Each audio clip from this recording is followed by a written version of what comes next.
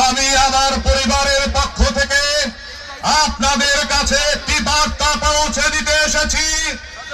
আমার ছোট চাচা, আপনাদের প্রাণের নেতা মরহুম নাসির উদ্দিন সাহেবের জীবনের শেষ ইচ্ছা ছিল ঝালকাঠি 1 সংসদীয় আসন থেকে জামাল আঙ্কেলকে ধানের শীষের কান্ডারি করে সংসদে দেখতে চাওয়া।